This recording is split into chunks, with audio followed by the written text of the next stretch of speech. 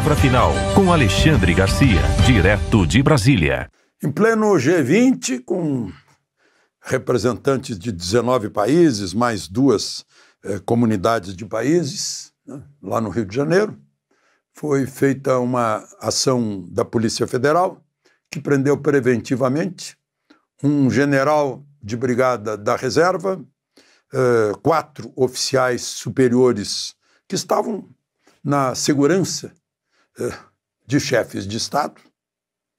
Ironia, né? Eles aparecem no inquérito como conspiração para matar Lula e Alckmin e matar ou prender Alexandre de Moraes. Estavam lá prestando segurança para Xi Jinping, para Macron, para Biden e para o próprio alvo, Lula, né, e tantos outros que lá estavam.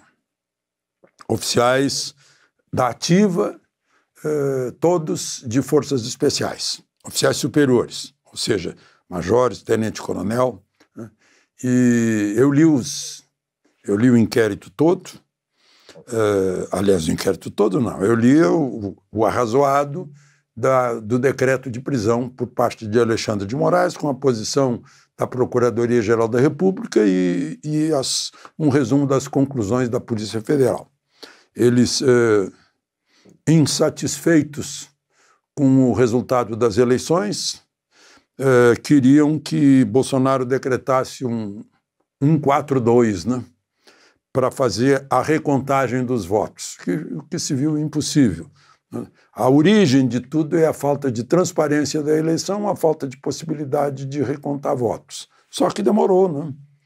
Isso era uma campanha que deveria ter sido feita antes de uma eleição, como agora. Tem uma eleição em 2022, em 26, tem que fazer a campanha agora, para ter certeza, para ser como Venezuela, né? Não no golpe do Maduro, mas na transparência que mostrou Maduro perdendo a eleição, né? Lá é transparente, dá para a gente ver e acompanhar. É a oportunidade. Isso foi o que desagradou um grupo de, no mínimo, 6, mas pelo inquérito da Polícia Federal estaria mais gente envolvida, mas esses foram... teve o decreto de prisão preventiva deles, sob o argumento de que eles poderiam pressionar testemunhas ou esconder provas ou algo assim, né? Foi com base nas conversas telefônicas, né? Foi um colega deles me disse, foi um golpe de WhatsApp, né? Tinha arma escrita lá, mas não tinha arma, né? Na época, me falou esse colega, o quartel lá em Goiânia, das Forças Especiais, estava praticamente desamparado. No mês de dezembro, gente transferida, tudo parado, férias e tal. Então, não tinha como envolver mais gente, né? E o mais importante de tudo é que Bolsonaro se recusou a sair das 4 linhas, né? Eles estavam esperando, tem que assinar o decreto do 142, né? Mas não assinou, né? Não teve apoio do alto comando, nem pediu apoio, ficou esperando que houvesse alguma coisa, não aconteceu nada, né? Então é um golpe que não houve, né? É um plano, eu não sei se é conspiração na lei, porque o sujeito planeja, mas não faz.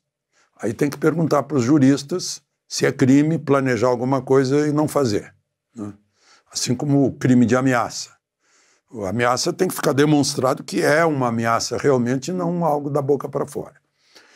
Bom, mas a outra coisa, né, o atentado que se realizou e que foi até o fim foi a facada em Bolsonaro, candidato que estava na frente das pesquisas naquele 6 de setembro em Juiz de Fora. Aí sim, né, foram as vias de fato. O atentado foi executado. Nesse caso não houve execução, houve uma conspiração, mas enfim, é uma coisa que agora foram presos e se supõe vai haver mais investigações. É interessante a oportunidade disso, né? Eu acho que os jornalistas do mundo inteiro que vieram cobrir o G20 estão meio enlouquecidos com a velocidade das notícias no Brasil. Aí, num dia, um sujeito faz um ataque pirotécnico lá no Supremo e depois morre. Eu disse morre, eu não estou dizendo mais se mata, porque eu preciso ver, eu acho que isso é de conhecimento público, o laudo do IML, para saber da causa mortis do chaveiro. Né? A gente está vendo aí que foi um surto por causa da separação dele, tanto que a mulher, eu não tenho notícia, não procurei a notícia de hoje, mas pelas queimaduras que ela sofreu, né, ela, segundo os vizinhos, jogou gasolina no corpo, jogou na casa e tocou fogo em tudo, e pelo jeito não vai resistir. Mas, enfim, vamos esperar se divulgam o IML, o laudo da causa da morte. Bom, mas, enfim, eu estava falando o jornalista de um país europeu, por exemplo, que não esteja em guerra, né, que não seja na Ucrânia ou na Rússia, é um vendaval de notícias. No dia, a pirotecnia lá da Praça dos Três Poderes, depois a primeira-dama do país faz um insulto chulo, né, grosseiro, contra um futuro integrante do governo dos Estados Unidos. Né? Além disso, chama o pobre do sujeito lá, do chaveiro, de bestão, que suicidou-se com fogo de artifício. Né? Depois de tudo isso, ainda aparece essa prisão de gente que estava na segurança, de grandes líderes estrangeiros.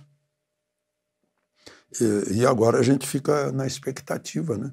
Aliás, o presidente Lula, pelo que eu vi na agência oficial, tinha marcado uma entrevista para todo mundo e certamente ele sabia que iam perguntar para ele sobre essas prisões de sujeitos que falaram lá de envenená-lo ou matá-lo, né? Para que ele não assumisse, ou assumiria o Alckmin, ou mata o Alckmin também, né? Mas ele transferiu a entrevista coletiva para o dia seguinte, alegando que o chinês já está vindo para Brasília para se encontrar com ele, vai ter um encontro especial com Xi Jinping, que, como eu disse, alugou um hotel inteiro próximo ao Palácio Alvorada, vizinho do Alvorada, na beira do lago. E, claro, não vai ter jornalista lá na China que vão criticar os gastos em nome do povo chinês, né? De um hotel inteiro. Mas evitou falar disso. Né?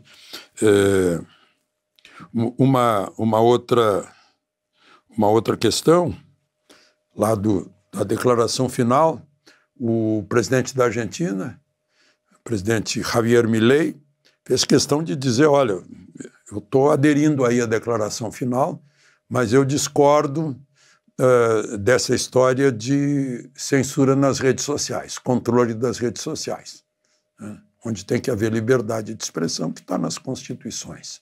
Né? E ele também discorda de interferência do Estado a pretexto de... interferência do Estado na economia a pretexto de combater a fome. Né? Fizeram, assim, uma gritaria sobre o Brasil conseguiu impor ao mundo o combate à fome. E aí, acabou a fome? Não. Então, é um documento escrito por políticos que viajaram, fizeram um encontro de 2 dias, tiraram fotografias, né? São todos políticos. Bom,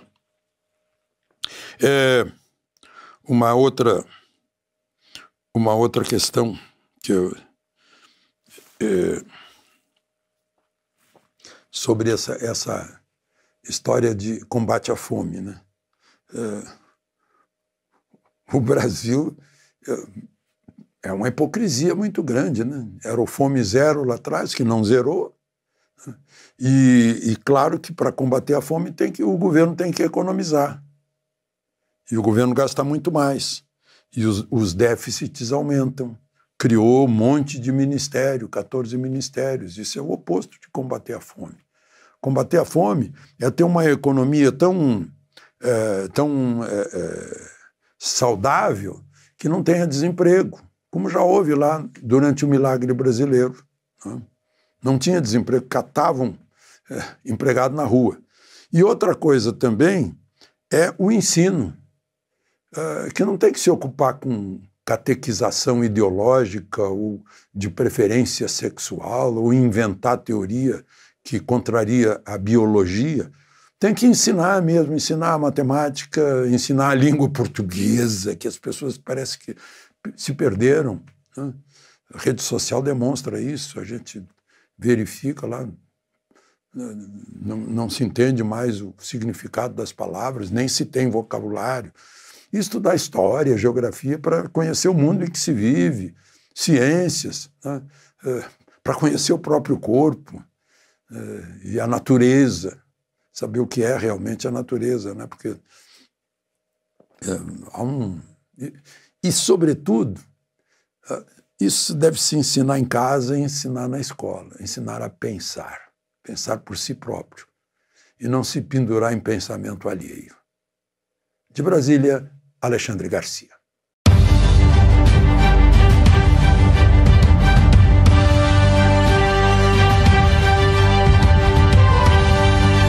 A palavra final com Alexandre Garcia, direto de Brasília.